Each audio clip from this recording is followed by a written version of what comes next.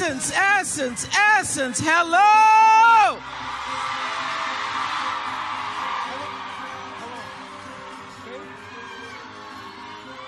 My first time here. What took me so long?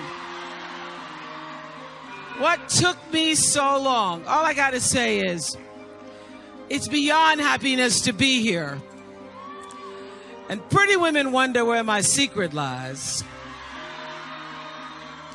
Because I'm not that cute or built to suit a fashion model size. But when I start to tell them, they say, girl, you telling lies. I said, no, it's in the reach of my arms. It's in the span of my hips. It's in the curl of my lips. And when you see me walking, it ought to make you proud, and you understand why my head's never bowed. It's in the bend of my hand. The need for my care, because I'm a woman, phenomenally phenomenal. Sometimes I walk into a room just as cool as you please, and to a man, the fellas either stand or fall down on their knees. Then they start swarming all around me like a hive of honeybees. I say, whoa, must be this fire in my eyes. Could be the flash of my teeth, the swing in my waist, or just the joy in my feet, because I'm a woman, phenomenal woman. You are Essence, phenomenal women, and a few cool men. Thank you. And a few cool men. Have a seat. I want you to know that I've been planning on coming here for the past 6 months. Iyanla Vanzant asked me personally to come and join her here on the empowerment stage. Back in January, she was at my house and she said, I want you to do something you've never been. You're always working. Make the time. Come be with me, sister, as my special guest. So I was supposed to be y'all's surprise. And then Iyanla was speaking in Jamaica and unfortunately started having stomach pains and continued to speak even though she wasn't feeling well. And by the time she got on the plane to come back to the United States, they had to have ambulances waiting at the airport for her. And she had an emergency surgery, and she's now doing fine, but could not fly and be here with all of us today. If y'all see my bra showing, please let me know. Thank you. Donna Karen. So I was going to be the surprise, and now I am surprised having to speak to all of you myself. But I feel a sense of joy about it because from the time I landed last night and hit the elevator, it's like the best family reunion you ever had. With all of the relatives you didn't know you had. And a lot of the relatives you really, really, really like. That's what the Essence Festival feels like to me. And so just for a few moments on the empowerment stage, I wanted to leave you with hopefully some words of empowerment, because often when I'm introduced, people say things like how many awards I've gotten, a lot of them, thank you very much. And they say how many years I did the Oprah show and all the accomplishments that go on people's lists. But because this is an empowerment stage, I want to leave you, hopefully, with something that you can take home that not only empowers, but emboldens you to live the life that God intended. Because this is what people don't know, because you can't tell everybody. I am who I am. One black woman, my hand in God's hand, trusting in that word, because that word never failed me. And I got to where I am, and I stand as I am As Maya Angelou often says, and often said, and says in her poem to our grandmothers, every time you see me, I come as one, but I stand as 10,000. Every time you see me, I come as one, but I stand as 10,000. So it's just not me standing up here. It's my mother, my grandmother, her mother, the mother before her, her grandfather, every uncle who prayed, every sister who cried, every aunt who sacrificed, those whose names made the history books, those whose names never could make the history books, who allowed me to come as one and stand as 10,000. So oftentimes when I walk into a room just as cool as you please, and I can't see another black face in a 50-mile radius, I stand and sit at the boards as one, but I'm bringing the 10,000 behind me. Because I not only know who I am, but I also know whose I am. And so anything you hear about me that feels good, sounds good, you think about, I wonder what Oprah's doing, how's she doing? I am living the dream. And I want you to live the dream, because I'm not living the dream because I'm special. I'm living the dream because I was obedient to the call of the dream. So I want you to leave here today thinking about, what is the dream for you? What is God's dream for you? What does the Creator's dream hold for you? So often we spend our lives wishing and hoping and hoping and wishing and desiring things. This is what I know for sure. You don't get what you wish for. You don't even get what you hope for. You get what you believe. So what is it you believe and know to be God's dream for you? So I live in the dream. I'm living in the space of the dream. And dream's good. Dream's good. The dream is greater than anything that I could have imagined. You know, when I was a little girl, my father, on Sunday mornings after church, he was a deacon, so he thought he had to say goodbye to every single person. We were the last car leaving the parking lot in the green Oldsmobile. And we would drive through the white people's neighborhoods. And I used to dream the dream, driving through the white people's neighborhoods. We drive through the white people's neighborhoods and you'd see their fancy houses. Some of them had gates, but all of them had trees. And I remember when I first came to Baltimore, I met a friend. Hello, Baltimore in the house. When I first came to Baltimore, I made friends with a wonderful woman named Arlene Weiner. She was the wealthiest person I'd ever met. And I went to her house and parked in the driveway. There was a Corvette and there was a BMW and there was a Mercedes. I went, whoa, Arlene's rich. And at Arlene's house, once I got inside, I could see from her kitchen window 6 trees in the front yard. I thought, oh, rich people have trees. When I get rich, I'm going to get me some trees. I'm not just going to get me, everybody want to get cars and pocketbooks and shoes, but I want me some trees. So, as life would have it, I was standing in my kitchen window about 3 years ago in California, making coffee in the morning, and I was looking out the window, and I saw the 6 trees. But listen to me. I was making the coffee. I saw the 6 trees. I went out on the porch to actually count the 6 trees. And this is what I noticed. That I could dream the 6. But beyond the 6 trees in my kitchen window are 3,687 trees. How do I know? Because I had them counted.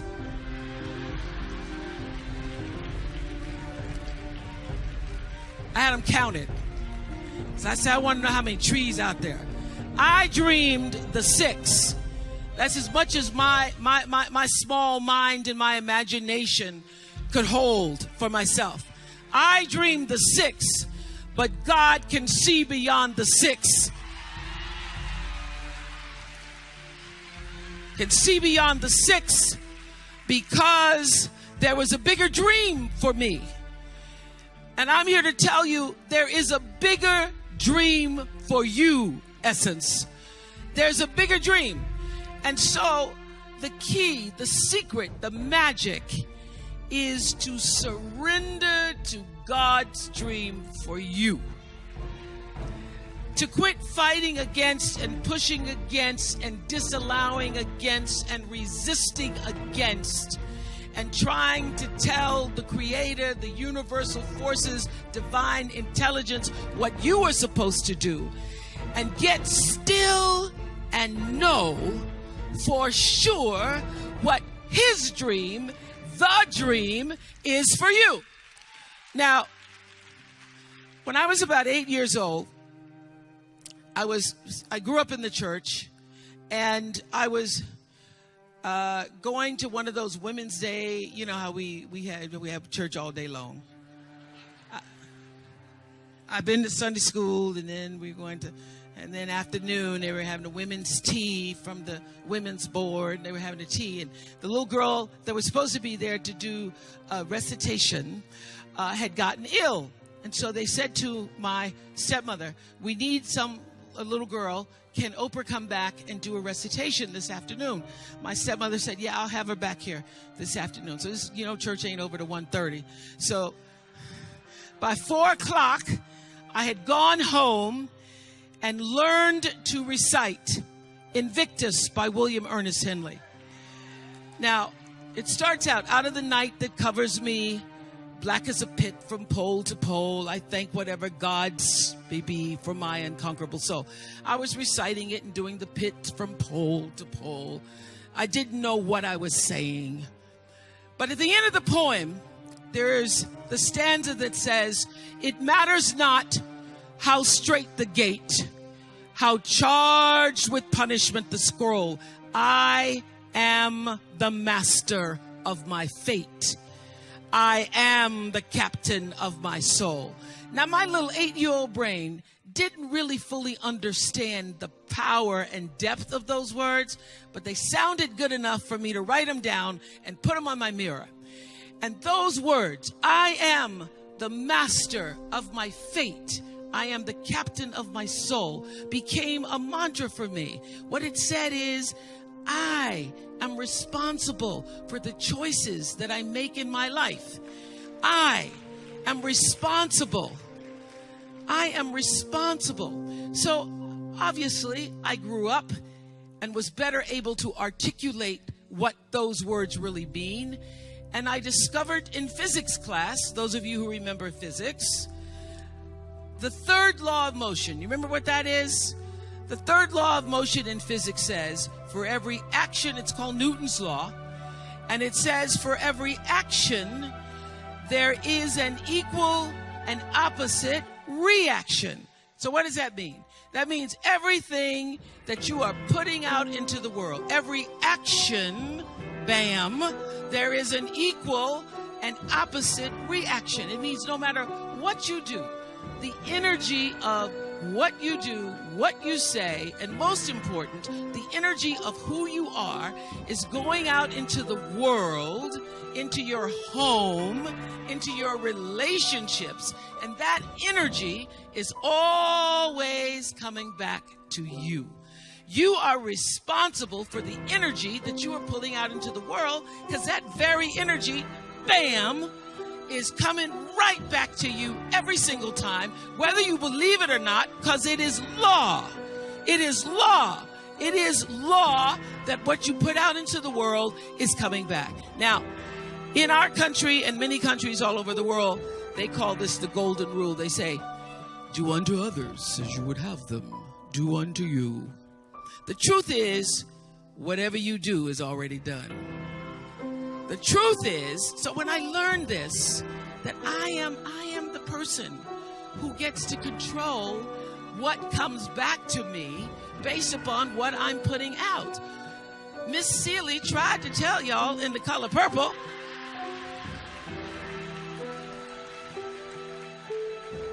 Miss Seeley said it best. Roll Seeley for me. to knock you up under. Everything you've done to me, already done to you.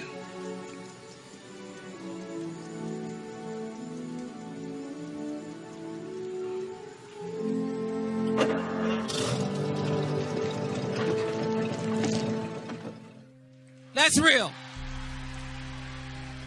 That's law. That's not just some words that Alice Walker wrote. That is law. Everything you try to do is already done. So when I figured that out, oh, what I'm putting out is what's coming back, let me get real clear about what it is I'm putting out. Real clear. So I read a book about 1989 called Seed of the Soul. And in that book, Gary Zukav talked about the laws of karma, of the laws of cause and effect, the third law of motion. And in that book, he talked about how your intention is always one with the law. Meaning, before you even think about a thing, you have an intention for the thing.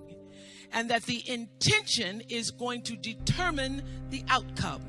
That's why the same people can go to the same church service and somebody walk down the aisle just to be seen to put some money in the church, and somebody else who just goes and just has a little bit to offer.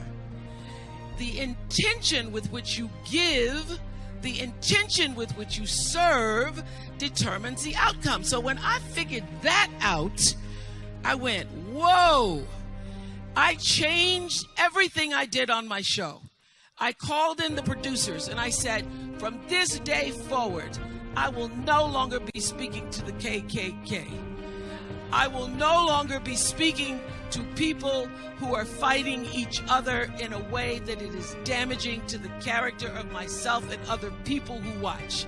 From this day forward, I am only going to do intentional television. And they're like, how are we going to do that and still win? The reason we remain number one for 25 straight years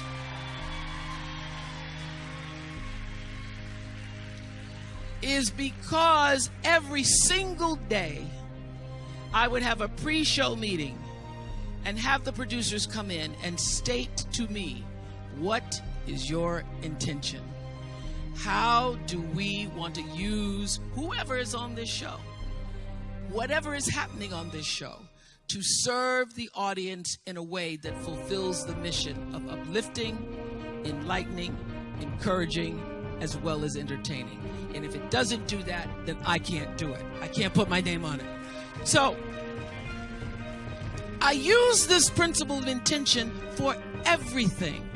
I don't do anything without thinking about what is the real reason, what is the real motivation, what is the energy of my intention that's going to go into my thoughts and action and then be returned back to me.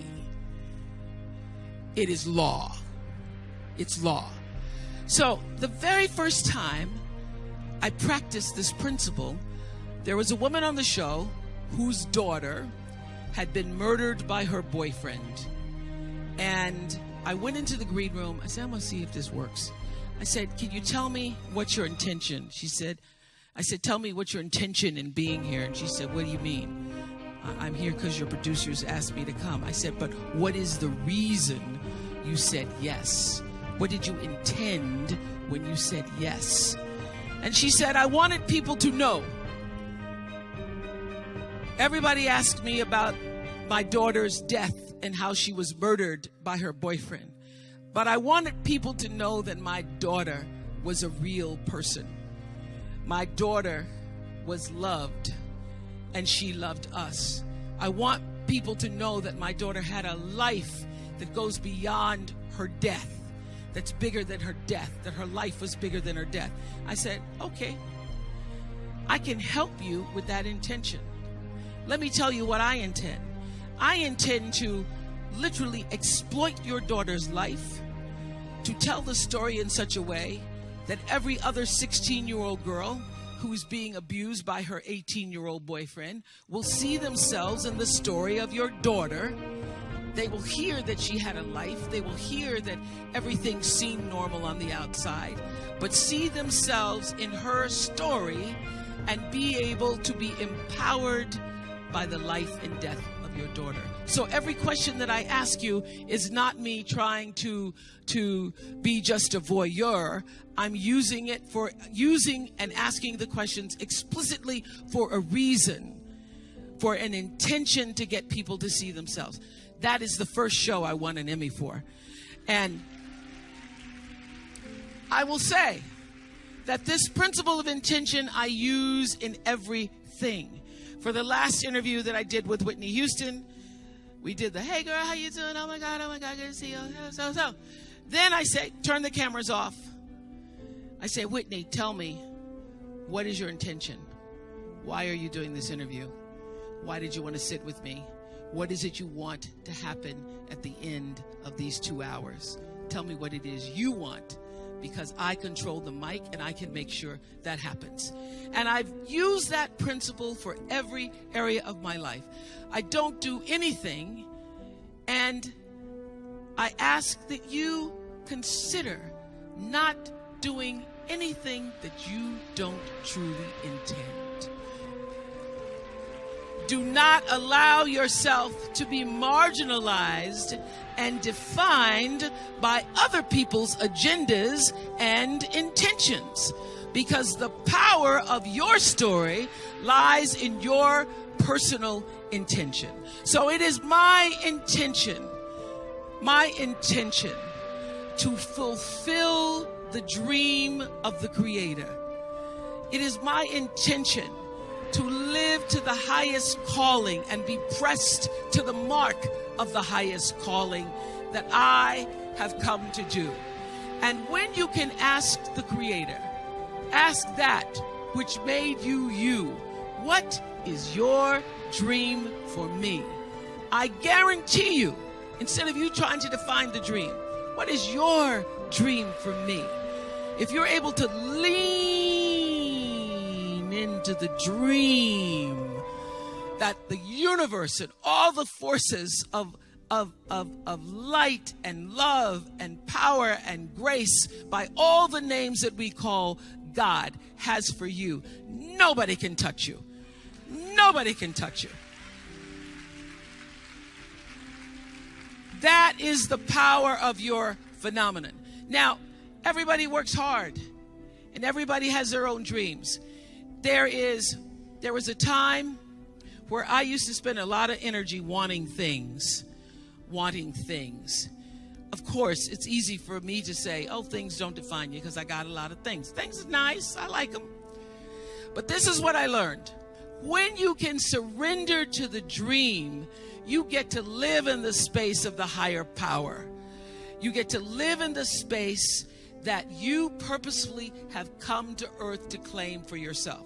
So, around 1984, I was sitting in bed one morning, Sunday morning, should have been in church, but I wasn't. I was reading the New York Times review of The Color Purple. And I thought, whoa, this sounds like a really great book. I got out of bed in my pajamas, put on my galoshes, and went to the store to get the copy of The Color Purple. I read The Color Purple in one afternoon, went back to the bookstore, bought every book of The Color Purple. I took the books to the office, and I said to everybody, y'all got to read this book. Oh my God, you got to read this book, Color Purple. I needed a book club. I didn't have one. So I passed out the book to everybody I knew. Please, read The Color Purple, read The Color Purple. Then I start to hear that somebody's going to do a movie about The Color Purple. But I don't know anybody in the movie business. By this time, I was on AM Chicago. I don't know anybody. I start praying to God. God, please help me find a way to get into Color Purple. I say, Jesus, I don't even have to have a speaking part. I will be, because I went to the movies and I saw on the movie credits, at the last credit, there's something called Best Boy. So I said, Jesus, if you just let me be best girl, that'd be all right by me. I can be best girl. I can carry the script. I can help the people with the water. I can do whatever. So I start praying for the color purple. As divine law would have it, Quincy Jones comes to Chicago, and he is in Chicago for 1/2 of a day because somebody has filed a suit against Michael Jackson claiming that Billie Jean was their lover and that's not his song. So Quincy had taken the red eye to Chicago. He was in his hotel room. He was coming out of the shower, and the television in his hotel room is on AM Chicago. There sits little chubby me with my Jerry curl on AM Chicago. Quincy Jones tells Reuben Cannon, the casting agent, I think I found Sophia. So I get a call from Reuben Cannon who says, I'm calling about a movie. It's called Moon Song.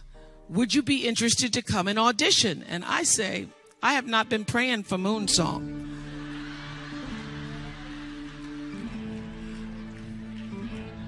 No. I have not been praying for Moon Song. I've been praying for The Color Purple. He said, well, I think you should come and audition. So I go to audition. You know, movie people, they make everything all secret. Steven Spielberg didn't want anybody to know he was doing Color Purple. So on the outside of the script, it says Moon Song. But I know all the words by heart. So when I open the script, I know this is The Color Purple, Jesus. This is The Color Purple. Yes. So I auditioned for The Color Purple. I can't even believe it. They don't just want me to be the water girl or the best girl. They are asking me, do I want a part in the movie? Oh, I'm thinking prayer. Prayer works. Prayer works. But listen to this. 3 months pass. 3 months is a long time. I auditioned in February, March, April, May comes. I haven't heard anything. So I call Reuben Cannon.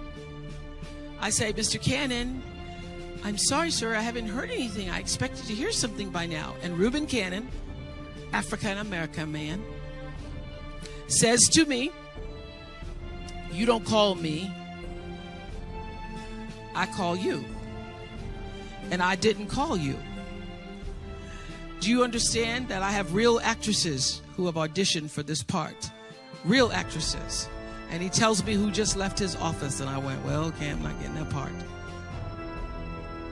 So I hang up the phone and I start crying. I can't believe that God has played this trick on me. I think this is a trick. So I decide that this is because the fat has finally caught up with me.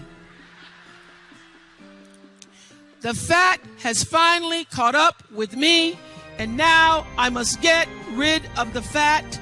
In 2 weeks, I am going to go to a fat farm, and I'm going to lose 25 pounds. I'm going to drink a lot of green juice. I'm going to have some cleanses and colonics. So I also was trying to make peace with it. I said, God, I don't understand. I thought it was for me. You ever had that talk with God? I thought it was for me. I thought it was for me. God, you let me audition with somebody named Harpo. That's my name backwards. Jesus, that was a sign. Wasn't it a sign? And then 3 months pass, and then Reuben Cannon says, real actresses have just left his office. So I start to pray on the track. I'm out on the track at the fat farm, and I am running around at the track at the fat farm. It starts to rain. Y'all know how that is. But I don't even care, because I am praying to God to help me to let it go. Help me let it go, because now I've become obsessed with it and it's now controlling my life. I start praying, running around the track.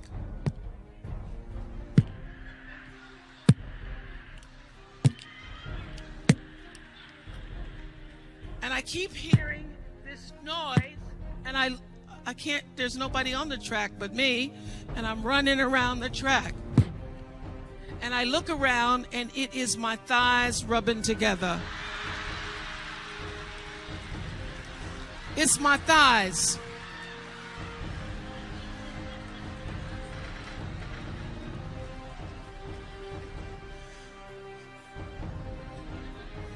My thighs are rubbing together, causing this thunderous sound.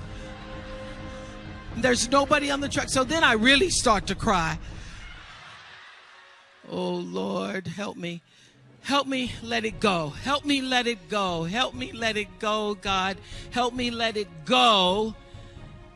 And you ever did this prayer where you say, okay, Lord, okay, I'm going to let it go. Then you get up and you go, well, I think I still got a little bit of it. I did. Help me let it go. But I am not going to be able to see the other actress in my part. I won't be able to see it. I won't be able to see Color Purple. Just can't never see it the rest of my life. I won't be able to see it. So then I started, I don't know where it came from. I surrender all. I surrender all.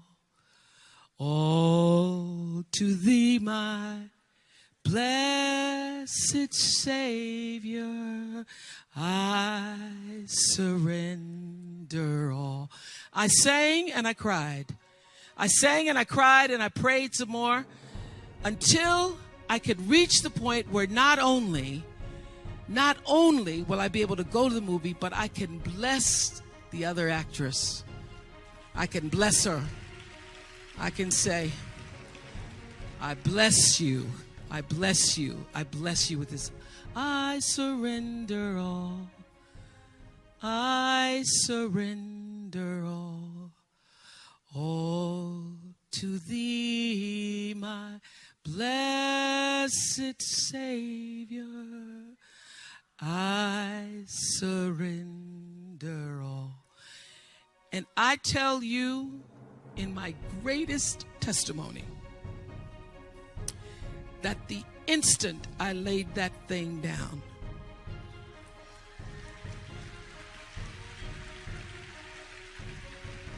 I'm telling you, when I laid it down, and it didn't have me anymore, it had no control over me anymore, I didn't feel anything about it anymore.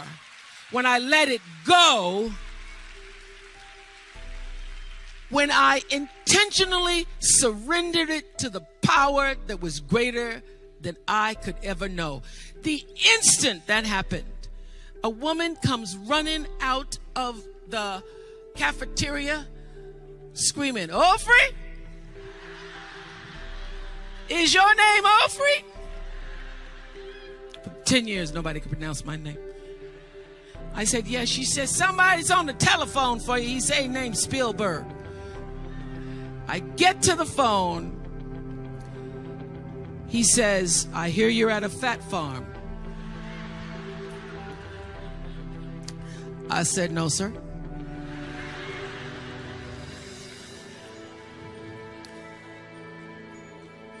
This is a health retreat.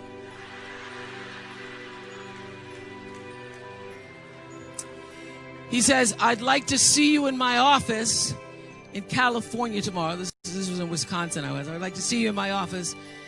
And if you lose a pound, you could lose this part.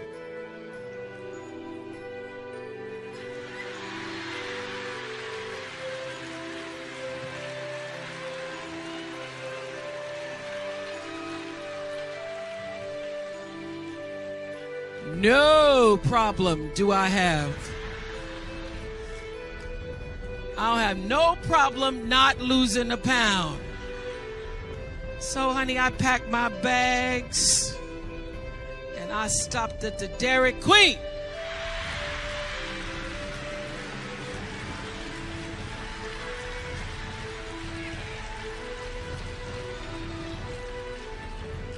I got 3 scoops just in case I'd lost half a pound. And the next day, I was in Steven Spielberg's office, and he said, "You're hired. You're hired."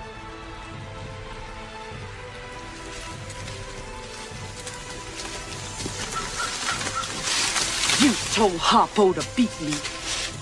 All my life I had to fight. I had to fight my daddy. I had to fight my uncles. I had to fight my brothers. Girl, child ain't safe in the family man's. But I ain't never thought I had to fight in my own house. I loves Harpo. God knows I do. But I kill him dead before I let him beat me. Woo! You know the dead son-in-law, Miss Celie? You keep on advising him like you do. This life be over soon. Heaven lasts always. Girl, you ought to bash Mr. head open and think about heaven later.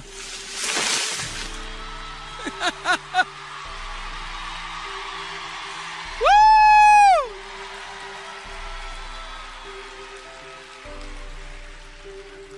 The Color Purple was a life-changing event for me because it taught me that you can dream the dream and that God can have a bigger dream. But most importantly, it taught me the power of surrender. It taught me when you've done everything you can do, you don't just have to stand.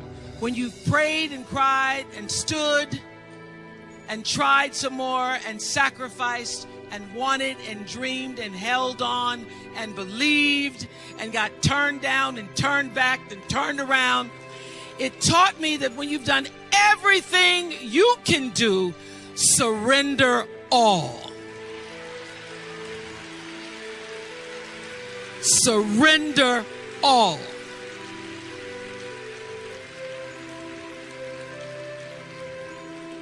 Because there's a bigger dream. There's a bigger dream waiting for you, just waiting for you to step into it. To step into it. Your life is big. Your life is huge. And we spend so much time wanting to be in somebody else's life. And you don't get honored, you don't get revered, you don't get celebrating wanting what somebody else has,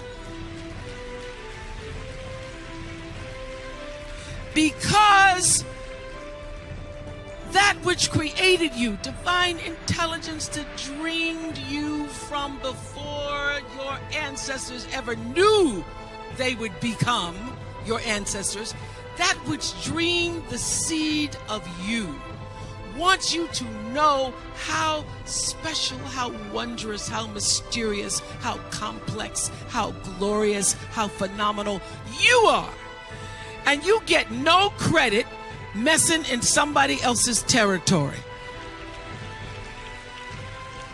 or trying to have power over something you have no control. Another one of my favorite teachings is The Wizard of Oz. When the Wicked Witch of the West says, "Go away from here because you don't have any power here," you have no power in any territory other than your own. Oh, but you are the master of that. You get to be the master of your own fate. You get to be the captain of your own soul. And if you just manage that, if you just took care of your territory, oh, the glorious, glorious, glorious, wondrous, wondrous opportunities and possibilities that are waiting for you. So the question is, what are you resisting? What are you pushing against? What are you not allowing? What are you blocking because you have this idea of who and what you're supposed to be, instead of leaning into the dream that's already been created and waiting for you? It's waiting for you. And the second, it's an instant thing. It's a shift in the way you see yourself and the power from which you have come. So, I went through some tough times after I left the Oprah show. I made a conscious decision that I did not want to be sitting on TV with the Oprah show and y'all saying she should have left that show. That show was really good 2 years ago.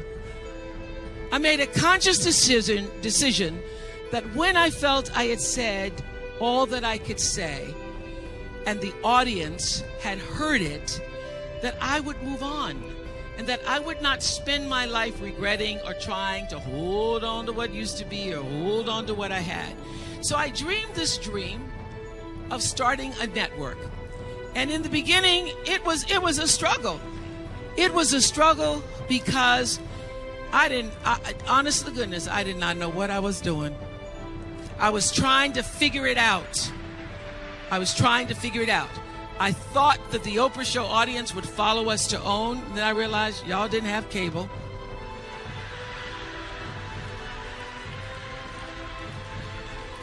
And if you had cable, you did not have the OWN package.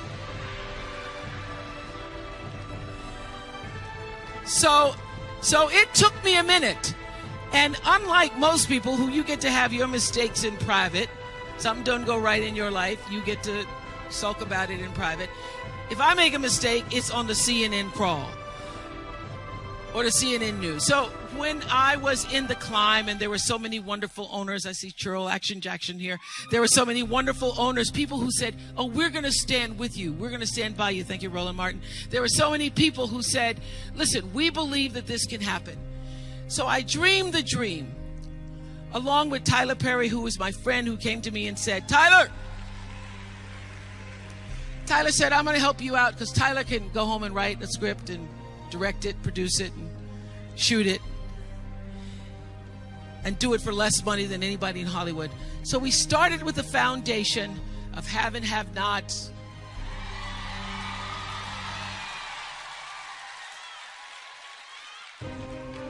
If loving you is wrong, love thy neighbor, Mama Hattie. And then I started to dream another dream about scripted television, because in the beginning I was told you couldn't do it. Didn't have enough money to do it. And I dreamed the dream. I read Proverbs 11:28 that says, those who trust in their riches will fall, but the righteous will rise and thrive like a green leaf.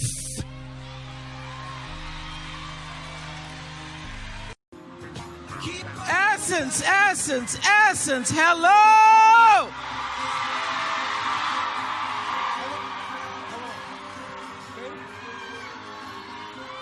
My first time here. What took me so long? All I got to say is, it's beyond happiness to be here. And pretty women wonder where my secret lies.